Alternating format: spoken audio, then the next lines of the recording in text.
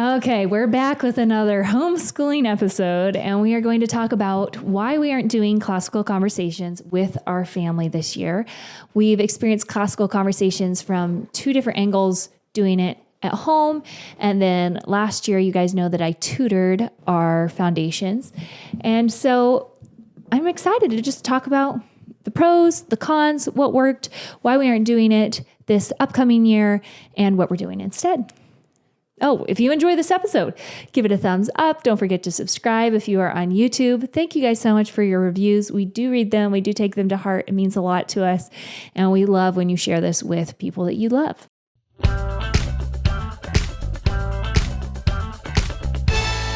Now That We're a Family podcast. Well, Katie, you were just saying before we press record that you're always blown away with how invested you feel you are in homeschooling and how passionate you are and somewhat opinionated, considering the fact that your oldest is just 8 years old. I know. I was just saying, I always feel so prepared to speak to homeschooling and so excited to speak to homeschooling. And then I sit down and I'm like, well, my oldest is 8, so that's kind of undermining my qualifications. But we are like on a grade level, we are working with 4th and 5th grade with our 7 and 8-year-old. And that isn't across all subjects. That's in 3 subjects. And the other subjects, they are at grade level. So we're doing the classic homeschool thing where it's just kind of you work at your own pace. And someone asks, what grade are you in? And you're like, well, what's the number on my math book? I don't know if anyone relates to that, but that's how I grew up. Me too. That's exactly what I would tell people. Like my math grade book was just the only grade I knew to share with people. Yeah. That was because that's the nice thing about Saxon math is those are pretty like clear on what grade level. Well, okay, you say at. that, and then it's like Saxon 5, 6, and you're like, am I in 5th or 6th? Yeah, like, good point. You know, so even they make it difficult. But anyways, that said, I do feel like I'm working in middle school with middle school concepts instead of like kindergarten, 1st grade, 2nd grade concepts.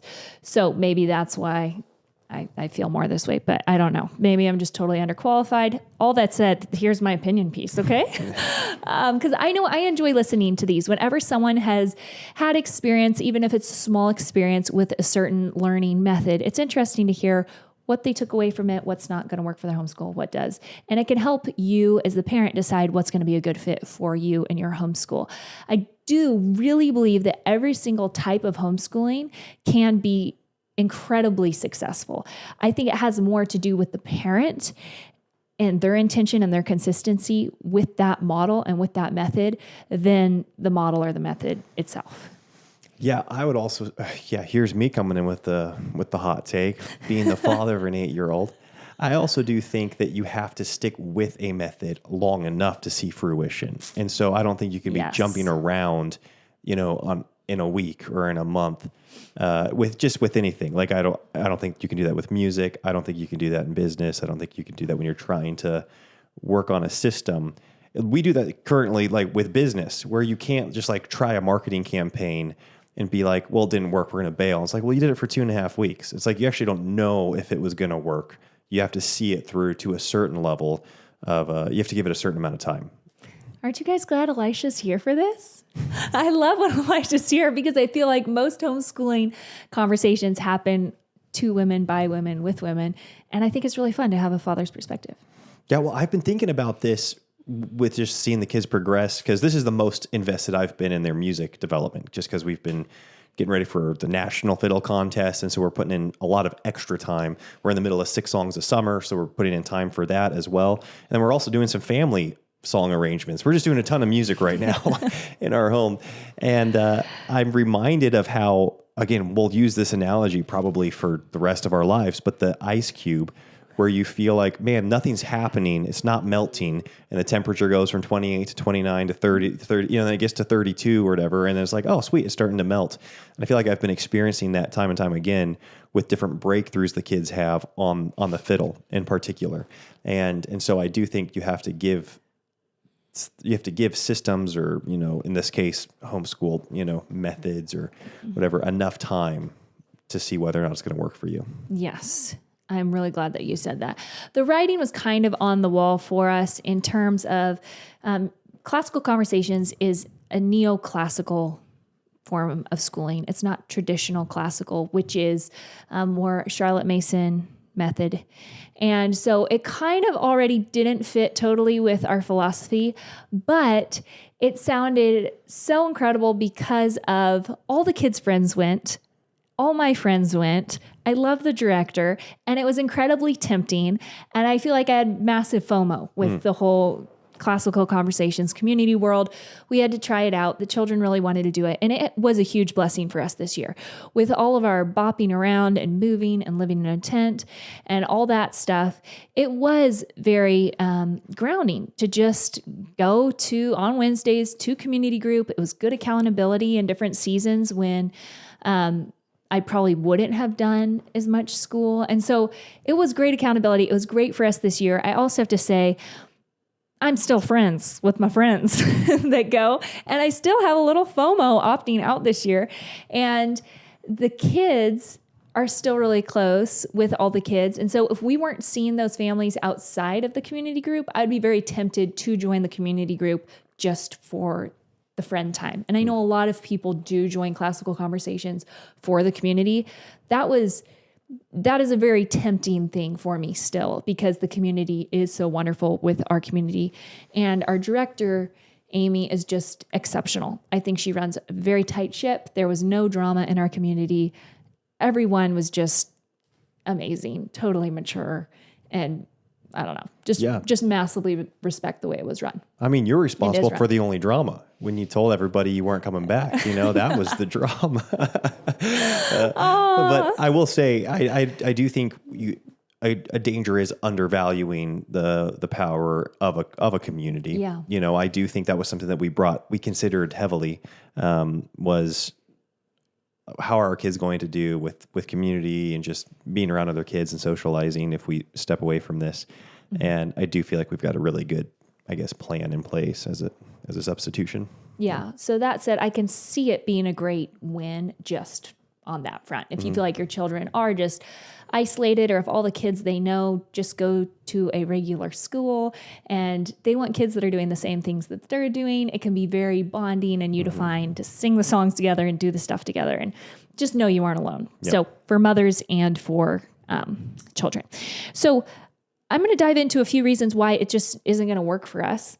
One of the first reasons is it's a boxed curriculum in the sense that it's kind of a all-in-one, like you get all of it when you do all of it. So a basic community day for us was you would go in, you would spend 30 minutes where the director would go over some things. You'd sing a hymn, do the Pledge of Allegiance. It's like a group time, do some scripture memory together. And then we would go to classrooms, and there would be 30 minutes of memory work where we would go over the memory work for the week. There would be 30 minutes of science, 30 minutes of fine arts, and then 30 minutes of review games. And then it was break for lunch. Mm-hmm. So you have 2 hours in your rooms, and the whole thing's like 2.5 hours. And I just realized Elisha and I are actually pretty specific on where we want the kids' time being spent with their education. So for instance, because I'm opting into this full curriculum schedule, we're doing 30 minutes of tin whistle for, 4 weeks or 6 weeks or whatever the case may be. When it's like, I get that's great music exposure for children that don't play instruments, or, maybe they want to play the tin whistle as their instrument, but it's like the kids are already working on fiddle and piano at home. And I just felt like, for lack of a better word, it felt kind of like a waste of time for our specific family. I think for other kids, again, it can be great exposure. Same with the orchestra and the classical music. We studied that for 4 to 6 weeks as well. And we listen to classical music all the time in the car. We discuss it. We talk about the orchestra. I didn't feel like it needed to be this intensive study where it's 30 minutes of listening to music or talking about how people sit. I feel like it was like a one conversation I could have with my kids. And then in terms of other things like the clay molding, the drawing, the fine arts, I loved all that stuff. I love drawing. I think I enjoyed that more than the kids did. Like different perspectives and stuff like that, drawing different perspectives.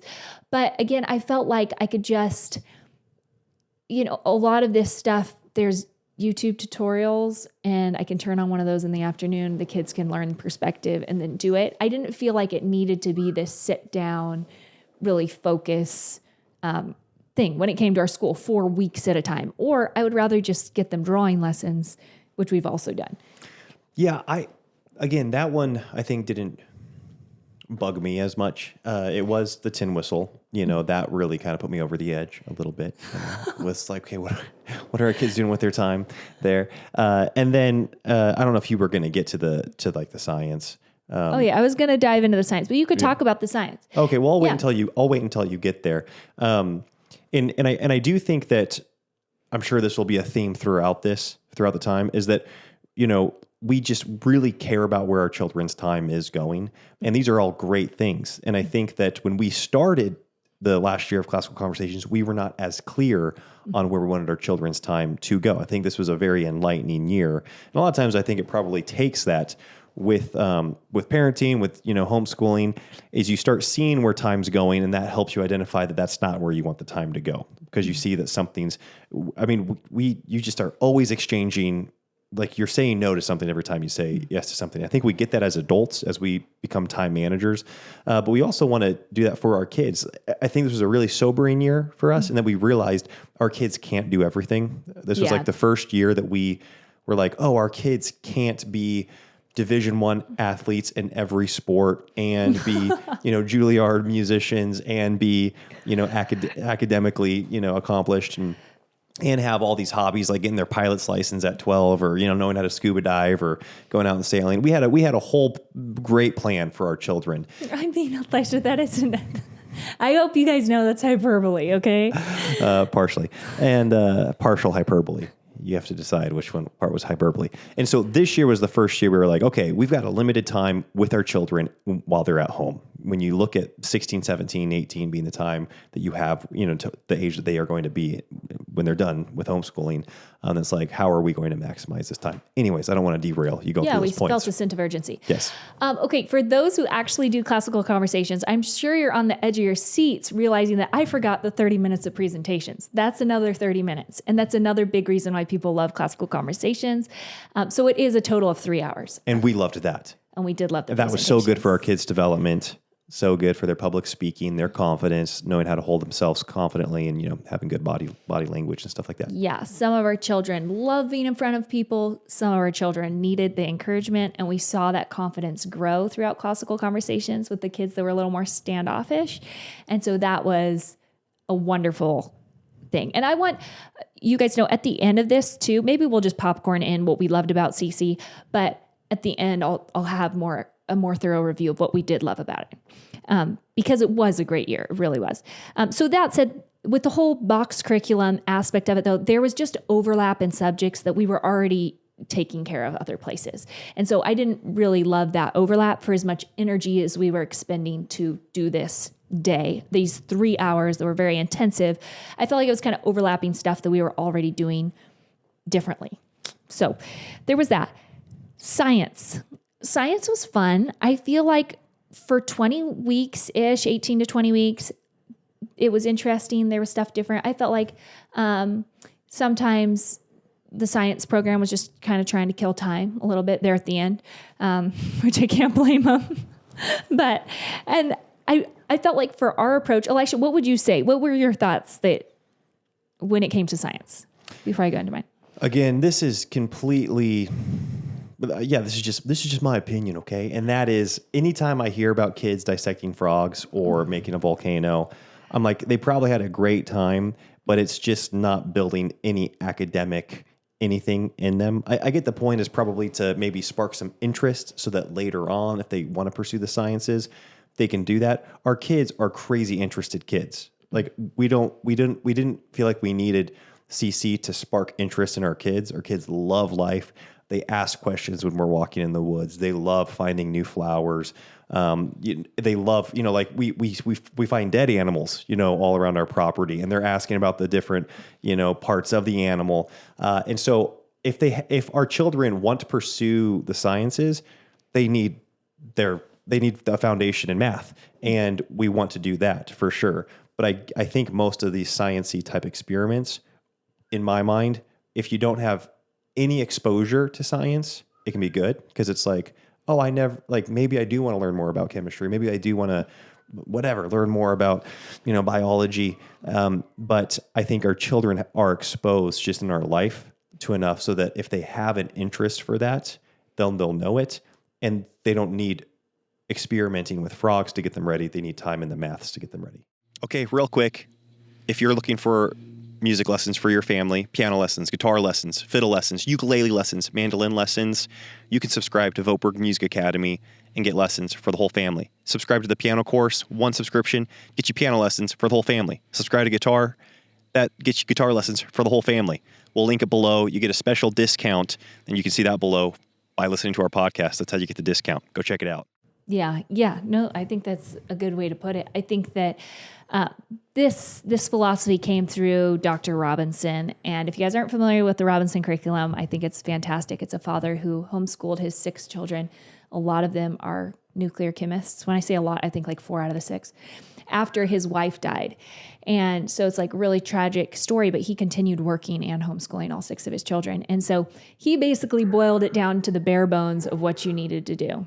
I don't feel like we have to be as extreme as him because we do have 2 parents in the home, and I do get to be more hands-on with the children, which I enjoy. But he's really big on math being the foundation for science. Our children can't actually do science until they've learned physics. And so you have to get quite far in math before you get to physics. And so our focus is just really strongly on math. And like Elisha said, I feel like the natural sciences comes into our life naturally. Again, this might be something that you want to infuse in your homeschool, but I think science is one of those things where curriculum creators, it's a big money grab for moms because they know we want to give our children the world, and we're willing to buy these science curriculums to make us feel like we're doing something or our children aren't missing out, where I don't think it's really necessary. We'll see, maybe our kids will have some giant gap in science and be like, Mom.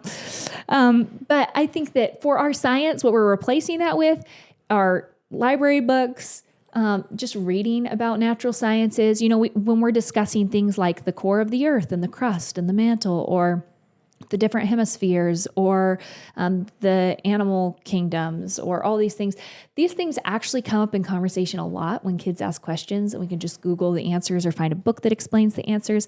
Like today, we actually went for a walk with our Classical Conversations community because we were having some hikes through the summer. And our director gave a great talk about honeybees and bumblebees before we got going on the walk. And I was surprised and everyone was laughing because one of my children knew the answers to all the questions about honeybees. And it's just because I kept honeybees as a kid, and so we've talked about honeybees. And he knew the difference between the bees and the bumblebees and honeybees and wasps and all that just because of conversation. And so I really feel like that is where we're going to land when it comes to natural sciences while our kids are this little. Yeah. And another disclaimer is Katie and I have less than 0% interest in the natural sciences. And we are the ones. We're interested in natural science. I mean, we are not scientists. No, You're so right. Yeah, we have a bent towards language arts, and we enjoy that. And so we're looking for any reason to not put more time into that, probably. Put more time into the sciences. And that is something too. Yeah. Something that we adopted recently actually was on our interview with Sally Clarkson, and she was talking about how her children, I don't know if she said this directly or if this is just something we picked up, but basically her children really picked up on what her and Clay loved and poured into and created. So like her children all love drinking tea and writing books, and a lot of them speak and are into the arts. And I think for Elisha and I, we were just like, that makes so much sense. These are things that we're already into. We want to pass on our loves to our children. If they decide to deviate from that, great. That's wonderful. Open up a new door. But why are we trying to push a rope in a direction that we aren't very familiar with? Yeah. So that's something that I think just was settling for us to be like, okay, we aren't going to try to come up with the next astrophysicist. Right. You guys, our listeners, some of their dads or mothers are scientists and are going to have, like, their kids are going to be way further along than what we are in just terms of conversations that they're having with their kids. Mm-hmm. And that's great. So we're kind of dropping that. Also, I felt like in classical conversations as the tutor, I was really going against a Charlotte Mason approach when it comes to interesting kids with things, because I was spitting facts at them and just telling them to be interested. They weren't asking me questions. So I don't feel like my children came away with new information. I think they had a fun time in science, but all the kids would glaze over while I'm just stating fact after fact after fact. And then they would have a blast doing the experiment or whatever, but I don't really know if it's stuck. Sure. You're talking, that was with the science in particular. That's with science in particular. Yeah. I would just kind of like, no, sit there while I tell you, 5 more things about this. And I just see it going over their heads. Like, if a child doesn't care to be interested, then it's not going to stick. I think we could force ourselves to be interested as adults because we want a grade or something like that, Okay, then with the memory work. So memory work was a big reason why we joined Classical Conversations, because I love the timeline song. It gives context to history. We loved the history songs, the preposition song, like all the songs basically I think are great.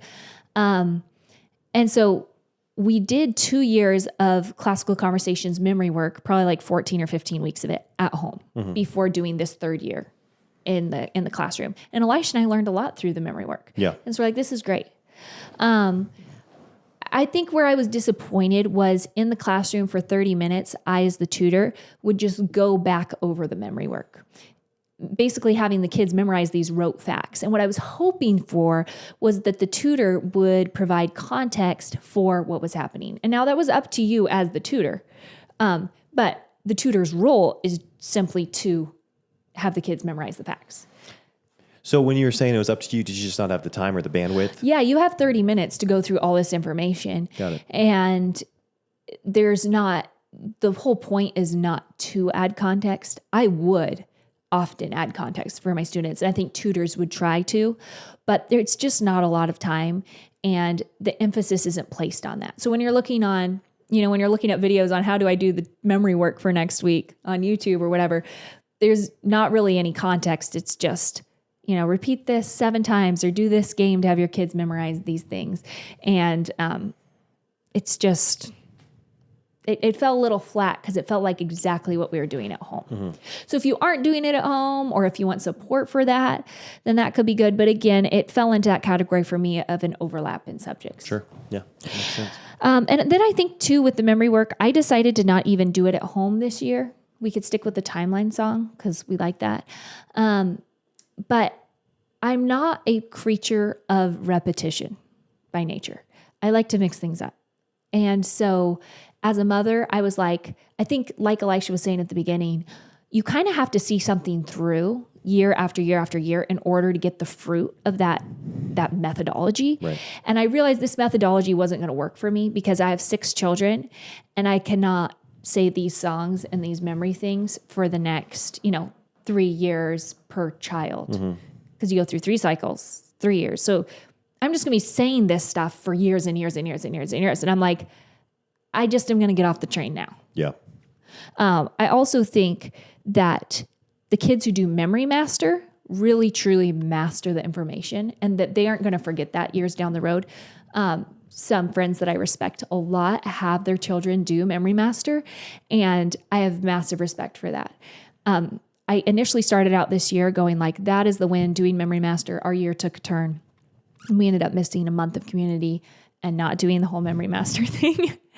And I think that's the win in the memory work, I should say, is truly mastering the information or choosing what parts you're going to master. Like I know some people are like, we're going to master history sentences and skip counting. There's a lot of kids in CC that don't really learn anything because they go there and they don't ever learn the material. They just kind of hang out with everybody. They don't practice it at home. They don't get context for the information. It doesn't stick. And, 10 years down the road, it's not like it's going to be like, whoa, I got this total leg up because I memorized this stuff, because they didn't really memorize it. So you can fake it and not really learn the information. So that's kind of my 2 bits on memory work. Yeah, that's good. Okay, going through a couple more things here. Review games, the 30 minutes of review games, I kind of just felt like the kids were tired at that point. We were doing games, but I'm also, as the tutor, kind of looking at the clock, like, how do I make this interesting for the next chunk of time? It was great. The kids had fun. But I would rather just the kids play with friends for fun and not have review be involved. Just my personal preference. Yep. And then with Latin, okay, Latin sounds rigorous. It's kind of like having your 4-year-old do computer coding. That's actually like, I looked into computer coding for our kids because I was like, Elisha and I aren't like great at this stuff. Maybe we'll have our 4-year-old do computer coding. And it's comical, you guys, when it's like, you should look it up. Okay. Basically, people can sell things that are not even the work and make it sound cool because having a 4-year-old doing computer programming or a 4-year-old doing Latin sounds super smart. Okay. But the truth is they're quoting what sounds like gibberish to them, and they aren't really going to put it all together until high school. And they could learn the singular first declensions in like 5 minutes when they're in high school. As an adult, this is very easy to learn. So I felt like I'm doing so much uphill work to get the kids to memorize this stuff that they're never going to use unless they do Latin in high school. And I don't even know if we're going to do Latin in high school. So there was actually a classical Latin teacher that worked at a private school that is working now with the co-op locally. And she said, don't have the kids do Latin songs. She goes, those kids come into my high school classes acting like they know Latin and they don't know anything. And it's way easier to teach them if they don't. So anyways, it's just there's different learning philosophies. When it comes to Latin, I think it's phenomenal. Elisha and I might have our children learn Latin. We really would like them to learn Latin, but it just kind of sounds cool. I don't know. There are some parents down the road that might say, hey, it really helped out my kids. I would be interested in hearing that perspective for sure. Sure. Again, the community was really fun. The kids loved the community. I would probably they lived for playing outside with the kids. We have a ton of community outside, like I mentioned. So to me, that wasn't enough of a draw. The other thing, I talked to some people and they were like, well, it's only 20 to 30 minutes a day at home that we use to do the memory work. And it's true. It's not a lot of time. It sounds really daunting, do a classical education or whatever, but like the memory work's 20 minutes at home. However, 20 minutes at home when you have 6 children, 8 and under, is a ton of time in your home that you could be using. Like every minute is precious for me that is intentional with our kids. So right now I'm using that 20 minutes for music practice in the mornings. But overall, I just want to be more rigorous in the areas that I care about. Like rather than doing these things, I'd rather be doing grammar. I'd rather be doing more cursive. I'd rather be doing more music. I'd rather be doing more reading. Those are things that Elisha and I realized, hey, there are some holes in these things for us. And instead we're doing this memory work, but these other things are falling by the wayside. And if my kids can say, pistil, stamen, anther, like all the parts of a plant, but they don't have good grammar or they can't write in cursive or whatever, like that's not working. Or spelling. Spelling. Elisha always brings up spelling. We're working on it, honey. But it's like for me personally, in our home with our ages, every 20 minutes where the toddler and the baby are behaving is like gold for me. And so we just have to spend that time in just the most important areas. Yeah. I mean, I know we are united on this conclusion. I do think that something that was a fear of ours is removing our kids from an environment where academics were, even though we didn't, I guess, love everything that there was to be offered there, we loved the general attitude of all the parents and the students, and that they were serious about school. And that is really, I think, crucial to putting our kids around that environment, because I think that kids' attitudes towards academics are established far earlier than what we're ready or that we're guessing they're going to have them established for. People throw around different ages. I think it was one of those doctors we interviewed. Dr. Kadaris? Yeah, Dr. Kadaris or maybe Dr. Sachs that talked about, whether or not a child loves reading it's like almost determined by the time they're like 11 or 12. He said it's determined by 2 factors: their fluency at age 8 and their enjoyment at age 15. Yeah. And so I think that happens really fast. And we really want our kids to be serious about school and to respect it and to treat it with a lot of intentionality. And I know that I'll just speak for myself. Once I got around kids that just were really flippant about school, and that was my peer group, I really was like, school's not cool. Like once I decided that, then it was just, my mom was, she was then pushing a rope, and I had my heels in the ground at that point. And so I do think that we are going to be very intentional about putting our kids around other kids that are serious about school. Yes. And so that said, what we are doing this year is we are doing the Classical Conversations Essentials program. So with our 8-year-old. So he's not doing foundations. We're not doing foundations for any of our children, but we're still doing this is the first year. We'll be doing essentials, which is essentially IEW, grammar, and math facts. So I sat in on one of those classes. To me, from start to finish, every single minute was super vital. It was going over things that I'm not already going over in our homeschool. It's really leveling up language arts. It's taking it way past where I went as a college English major, which is just crazy at 8 years old and 9 years old. So I'm very impressed by, I think it's true rigor in the Essentials program. I think it really calls kids up. I want my son and our son to be around these kids that are stretching themselves and pushing themselves, and parents that are encouraging that in their children. So I really love that. We'll kind of see how this goes. I'm a little scared that it could murder the creative writing joy, like the joy of creative writing. So I'm not sure. We're just going to dive in here and see how it goes. I know that 2 cons for a lot of people are expense. So I wanted to touch on that. It's not if you tutor, because then you get, cash back for tutoring. So I think a lot of women do that way, and a lot of communities need tutors. So if expense is a problem, that's something to offset the cost. I just kept thinking, this is crazy affordable for how much work the director is putting in. And then she's paying out the tutors. Like, I don't know what makes it worth it for our director. She's just amazing. And I feel like it's like a public service position.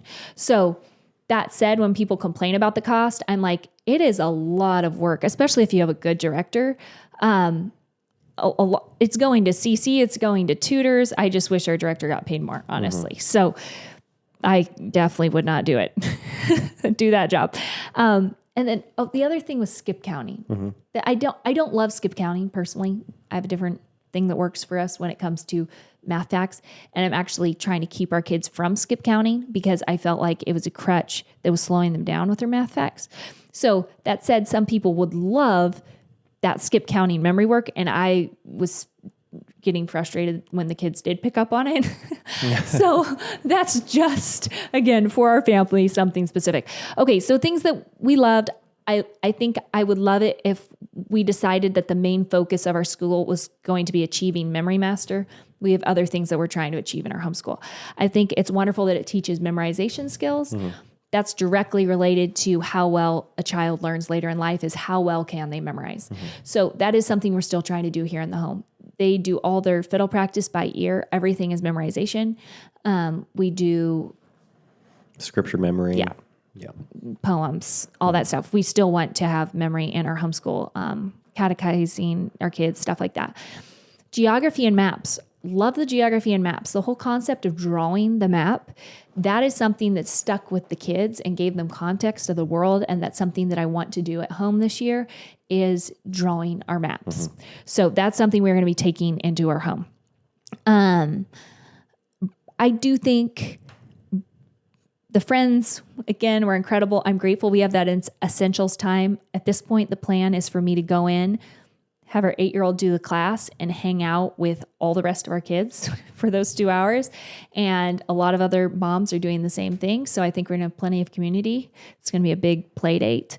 And I think my takeaway with Classical Conversations is bright children are going to be bright regardless. A lot of it has more to do with the parents' intentionality and consistency, and less with being a part of CC doesn't guarantee rigor.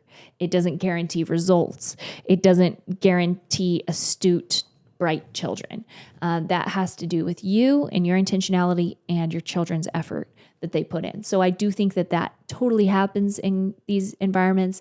And I also think it definitely doesn't. So it's not like you plop them in the seat once a week and you get a great result. Yeah. And we're not looking for that program, because I don't think that program exists where you can plop your kid in a seat and get great results, which is what you were saying. Like, Yeah, the I parent has agree. to be Yes. involved, period, regardless of what program you go with.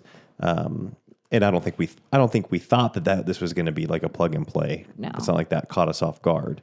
Because I would say that it still goes with when kids send their kids to Christian classical schools, whatever the schooling is, kids can totally fall through the cracks. They can fake it. They can, not excel. Yeah. So that's just, I do love everything about our community and all the people that were involved in it.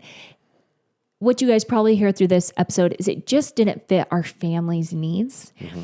And on too many levels, so that we couldn't overlook some and not others. I think the program's a great program, but it just wasn't what we need in our family, or the sport that we need in our family. So I'm excited to try Essentials. I do think Classical Conversations has a lot of different offerings to offer, which I think is wonderful. It's a lot of great resources. And it's something that I would look into if any of the things that we're mentioning, you're going, oh, well, I actually could totally use that in my homeschool, or my kids could totally use that. Yeah. Interest, or that peer-driven education model. I think there's totally a time and place for it to be really healthy. Yeah, and when we talk about kind of limiting our scope or honing in on what we want our kids to be about, and we want our home to be about, I do think that that's actually not limiting their opportunities in the future, because I think in order for children to have success in whatever career they choose, they need to have experienced success in something. And so I feel like our job as parents is to hone in on what we want to be able to point to as having our children exceed or excel in something. And knowing that we can't do it all while they're here on earth, we want to make sure that they are going to excel in a few things. And I think every family, whether that's based in their I guess their bent naturally, their parents' background, where they live. I think of where we live from a climate standpoint, our current community, our heritage. You can kind of identify what few things you kind of naturally lean towards and that you can excel in as a family. And you experience success, and anytime you experience success in any subject, it takes rigor, it takes follow through, and then that's what you're able to take with you to the next subject. But if you're just dabbling in a bunch of things and you don't experience excellence in anything, then you're actually limiting even though it seems like you're getting a wider scope of experience, you're actually limiting your opportunities down the road, because you haven't experienced success or excellence in anything, and you haven't experienced what it takes to get to excellence. And I think that's because we can only do a few things with our children. We're going to do that knowing that setting them up for future things is based on giving them excellence in a few things. Yeah. And I think that's something like why Memory Master, for instance, appealed to me, is it's knowing that you accomplished what you set out to accomplish. Yes. Because sometimes it's hard to know what you took away from an experience. And I think a lot of things are unquantifiable. So I'm not saying everything has to be quantifiable, but I think for children's confidence and for even your confidence as a teacher, I think it can be helpful to have that clear, okay, we set out to do this and we did this. Yep. So even if you're going into any kind of co-op or Classical Conversations community, I think probably the best way to get the most out of it is to say, okay, these are our goals. And the moms that I know that really love Classical Conversations, don't love some parts of it, but love some parts of it and feel like it's a good fit for their family, know exactly what those wins are. They know what those goals are and what Classical Conversations is doing for them in a very clear way. Yeah. So that's it, huh? That's it. We'll you have? see what next year brings. I'm excited. Exactly. I'm sure we'll have an even stronger opinion this time next year on something. Maybe I'll be super bummed out and be like, guys, we should have done Classical Conversations. All right, folks. Well, thank you all so much for listening. Maybe leave in the comments if you're watching on YouTube what you're doing with your family for homeschooling. Talk to you soon. Bye-bye. Bye.